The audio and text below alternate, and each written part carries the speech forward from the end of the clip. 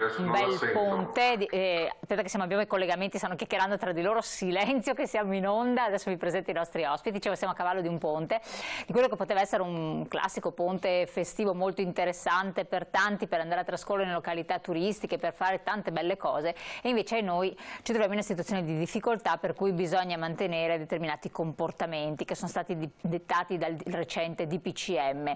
Cosa succede? Che con questa situazione, con queste proiezioni che ci vengono a essere in modo particolare da alcune date ben precise, 21 dicembre e poi avanti, giornata di Natale del 26, l'1 eccetera, ci sono delle grandi limitazioni agli spostamenti, naturalmente agli assembramenti, però anche al frequentare determinate località turistiche.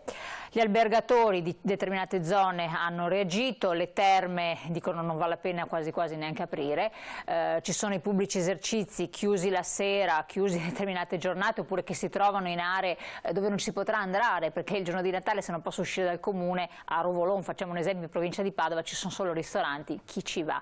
E via dicendo, e per non parlare poi di altri pubblici esercizi che ai noi sono chiusi da tanto tempo, locali da ballo e così via. Allora, per parlare di tutto questo, di una situazione di non benessere, abbiamo due collegamenti importanti. Allora, vi presento subito i nostri interlocutori.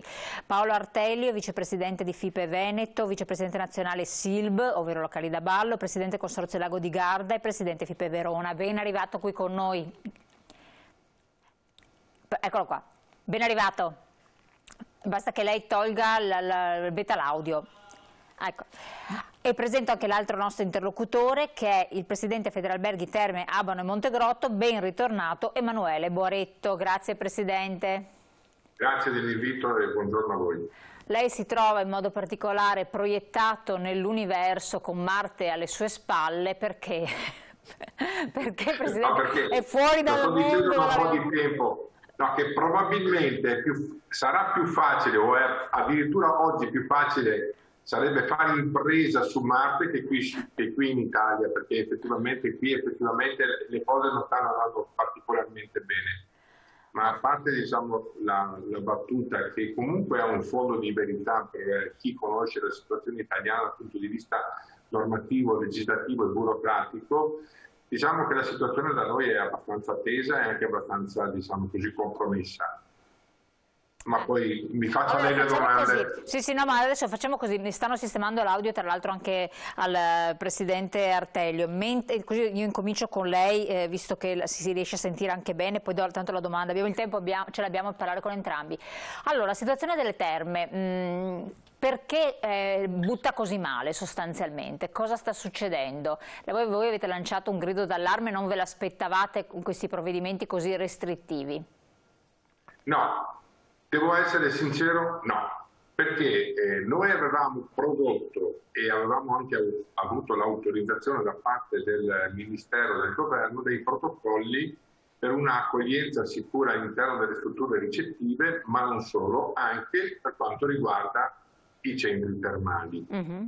Purtroppo, avendo messo in atto tutto questo e non avendo avuto nessun focolaio in tutte le terme e gli alberghi in Italia, un focolaio di Covid-19 e non avendo poi nemmeno registrato casi di contagio presso gli alberghi, noi pensavamo che per le feste il governo ci consentisse di lavorare. Purtroppo questo non è avvenuto.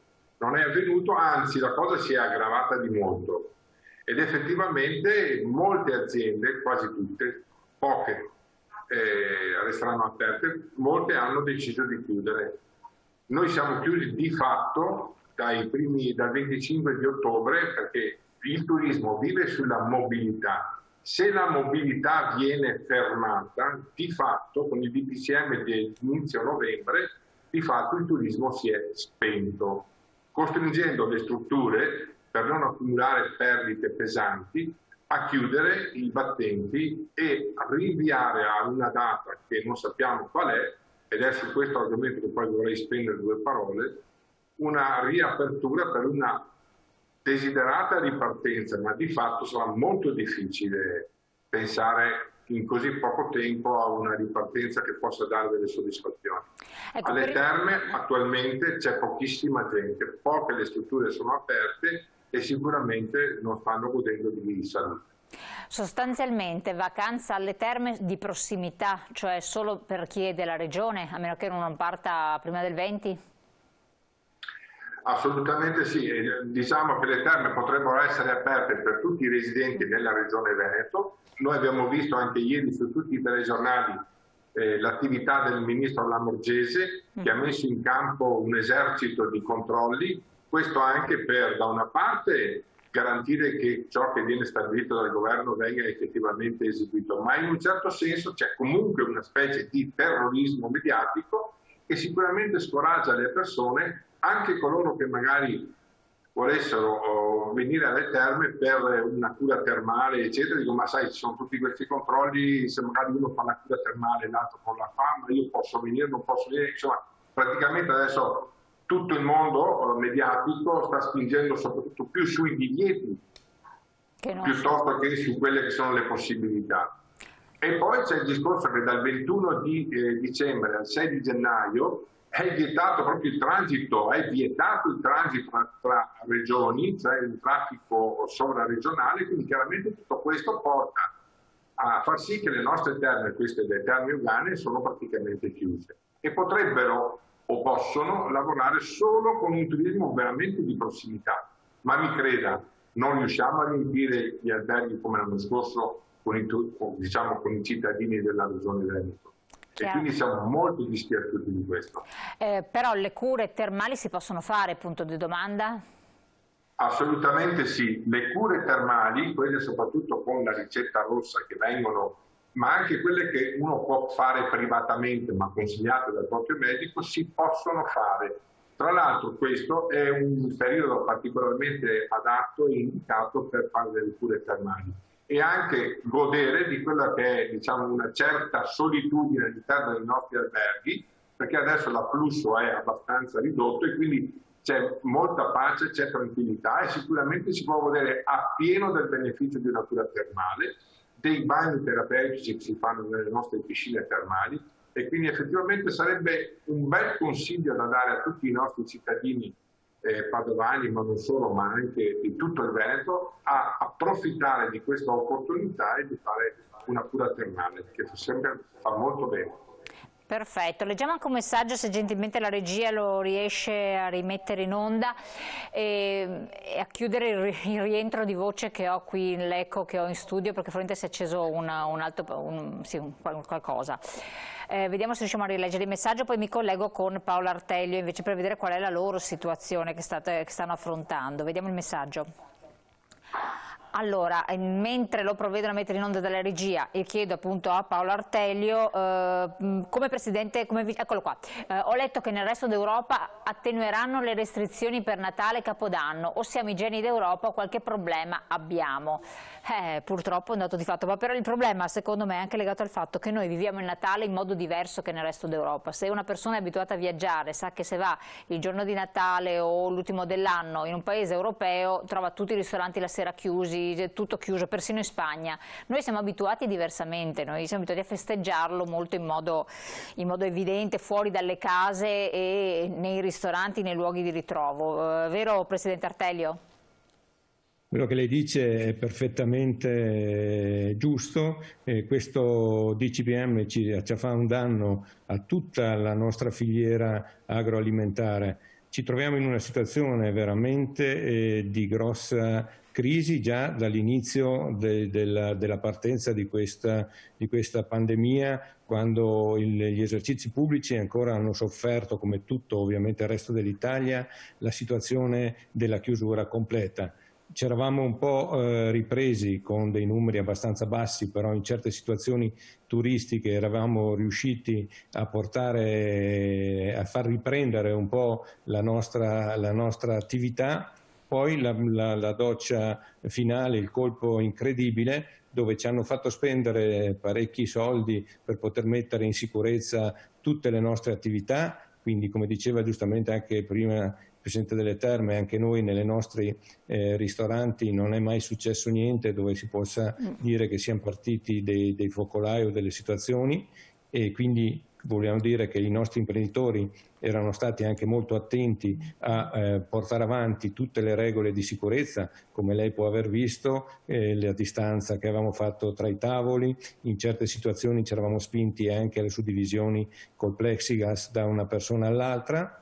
E poi, per farla finita con tutta questa situazione che abbiamo cercato di portare avanti e speso ovviamente dei soldi e cercare di far ripartire le nostre, è questo DCPM che ci blocca completamente, come di ritornare alla chiusura alle ore 18 di tutti gli esercizi pubblici e della ristorazione. E in più, come dicevamo, in un momento di vacanze dove, come lei diceva, il Natale per noi italiani è la festa ovviamente più sentita, non solo dalla parte ovviamente anche cristiana, ma anche ovviamente di potersi trovare con i propri familiari, arriva questo DCPM che ci blocca ovviamente la movimentazione specialmente non solo tra regioni, ma dal 21 anche tra i comuni per il 21, per il 25, 26 e il 1° di gennaio, quindi lei può immaginare che danno possa portare a tutta la filiera dell'Horeca, quindi dalla parte dei bar,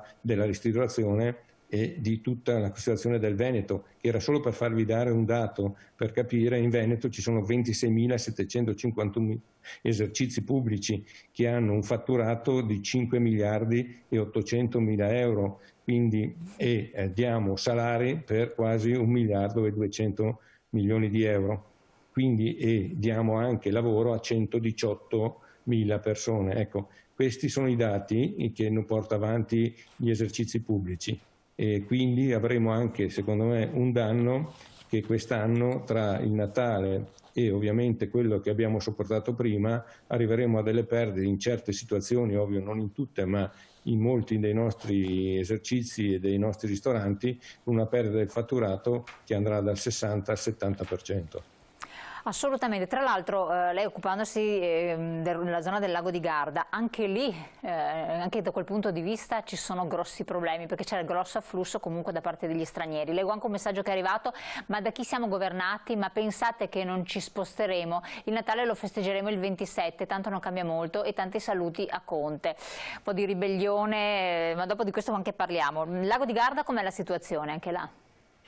Allora, il lago di Garda ovviamente ha sofferto come tutte le altre situazioni di destinazioni turistiche, la principale è stato l'inizio stagione. Poi siamo partiti discretamente per il luglio e agosto, ovviamente quando parlo discretamente dico sempre dei numeri molto più bassi di quello che noi siamo abituati. Lei deve pensare che il lago di Garda solo sulla sponda veronese fa circa 14 milioni di presenze turistiche. Tutto il lago di Garda con la sponda bresciana e anche trentina arriviamo quasi a 26 milioni di presenze. Ovviamente quest'anno i numeri sono stati molto più bassi. Però ovviamente qualcosa siamo riusciti almeno a mantenere ancora un po' viva la destinazione e quindi riuscire a far aprire il 70% degli alberghi e ovviamente anche un buon numero di parti di ristorazione e di bar.